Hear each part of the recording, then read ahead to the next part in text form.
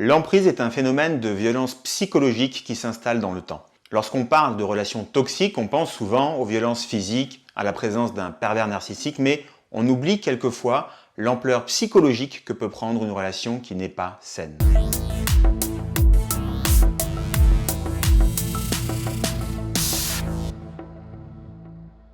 Une relation d'emprise ou l'emprise psychologique peut se caractériser par différents points: l'humiliation, le dénigrement, la fatigue, la sensation d'enfermement, de ne pas pouvoir partir. Alors comment s'installe l'emprise dans le couple? Je prends l'exemple du couple, mais c'est exactement le même processus qui se joue, que ce soit en amitié ou dans les relations professionnelles. Comprendre et prendre conscience que l'on est dans une situation d'emprise peut s'avérer un véritable défi. Certaines personnes auront déjà quitté leur conjoint et entamé une thérapie pour réaliser a posteriori que leur relation était toxique, quand d'autres pourront réaliser l'emprise psychologique de leur partenaire en étant toujours en couple avec. Voici les 3 phases clés dans l'installation de la relation d'emprise. Première phase, votre partenaire vous séduit. Durant cette période, il vous flatte, vous offre des cadeaux, c'est très agréable. Il vous incite aux confidences et développe une belle complicité, une relation de confiance avec vous. Vous avez alors l'impression d'être dans une belle relation, saine, équilibrée. Vous vous sentez aimé, valorisé. Vous avez le sentiment de compter pour l'autre.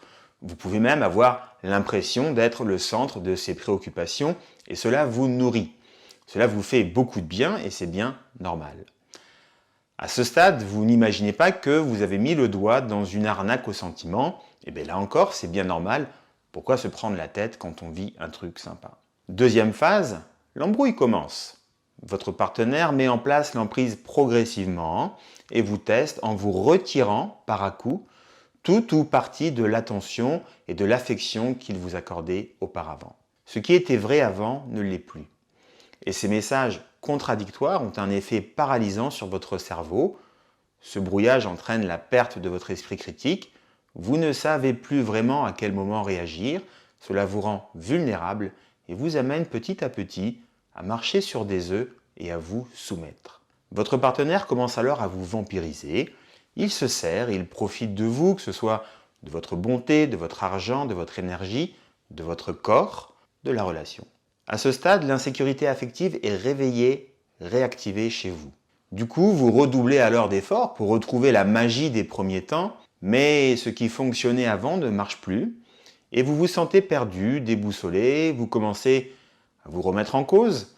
Vous voulez comprendre ce qu'il se passe, vous voulez comprendre ce qui vous arrive, mais vous ne comprenez rien, ce qui vous rend de plus en plus confus.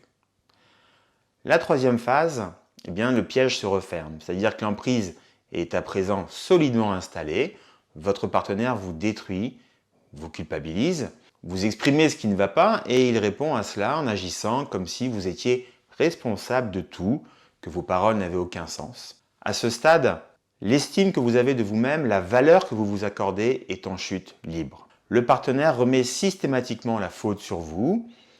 Vous laissez faire en restant malgré tout dans cette relation alors que vous en souffrez. En fait, vous êtes en train d'accepter l'inacceptable car vous êtes en insécurité affective totale. L'emprise est solidement installée. Vous laissez faire car en réalité, vous avez peur d'être quitté, peur d'être abandonné, peur d'être rejeté, mais peut-être n'en avez-vous pas conscience.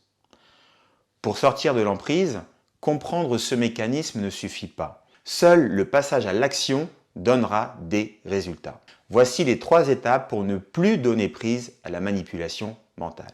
Première étape, c'est de sortir du mode victime et de prendre ses responsabilités sans culpabiliser. Et j'insiste lourdement sur le sans culpabiliser. La culpabilité ne vous fera pas avancer sur ce dossier. Comprendre que vous en êtes arrivé là parce que vous avez accepté l'inacceptable, c'est surtout comprendre que si vous avez accepté l'inacceptable, c'est avant tout que vous avez un bénéfice secondaire à agir de la sorte. La vraie clé, c'est d'identifier le bénéfice secondaire que vous obtenez à rester dans une relation souffrante pour agir sur ce bénéfice secondaire sérieusement. En général, le bénéfice secondaire, c'est d'éviter un abandon, un rejet ou d'éviter de se retrouver seul. Mais ça peut être autre chose. Et le bénéfice secondaire est quasiment toujours associé à une peur, qu'elle soit consciente ou inconsciente. inconsciente.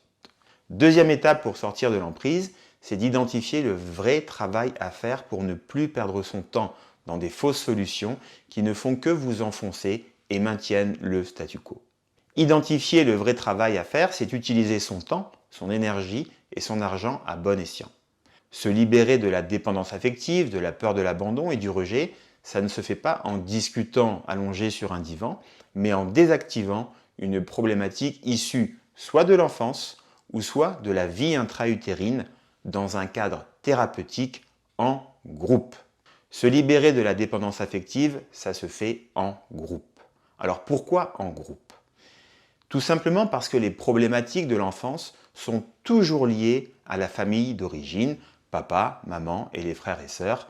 Et l'énergie qui circule dans un groupe de thérapie, comme dans tous les groupes, eh bien c'est exactement la même énergie qui circule dans une famille. C'est le groupe, par activation de l'effet miroir, qui va vous aider à gagner énormément de temps dans la résolution de votre problème. Troisième étape pour sortir de l'emprise, eh bien, c'est agir, agir, agir. Je ne le répéterai jamais assez, mais pour sortir du labyrinthe et retrouver la pleine possession de votre pouvoir personnel, comprendre ne suffit pas, comprendre ne guérit pas. On a souvent tendance à croire que lorsqu'on aura compris un problème, eh bien, il est réglé. Ce serait vraiment excellent si ça marchait comme ça, mais non, ça ne fonctionne pas comme ça. Ce n'est pas parce que vous avez compris un problème qu'il est résolu. Le mécanisme de la dépendance affective est bien trop complexe pour se traiter au seul niveau du mental, que ce soit par email ou en visio ou simplement en parlant, en discutant. Il y a 3 dimensions sur lesquelles vous devez travailler: la dimension mentale, la dimension émotionnelle, la dimension comportementale. Et si vous laissez de côté une seule de ces 3 dimensions, eh bien vous obtiendrez du mieux, c'est sûr, mais ça coincera sur ce qui sera resté sous le tapis.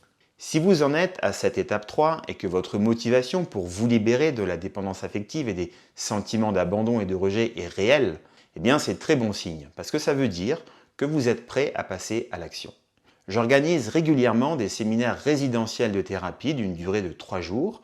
On passe 3 jours ensemble, je privatise un gîte et on bosse sérieusement sur vous. Si les dates et le lieu vous intéressent, il vous suffit de cliquer sous la vidéo ou de vous rendre sur mon blog affirmez-vous.com, alors affirmez-vous.com c'est en un seul mot, pour prendre connaissance des prochaines dates. Je vous souhaite le meilleur et je vous dis à très vite. Au revoir.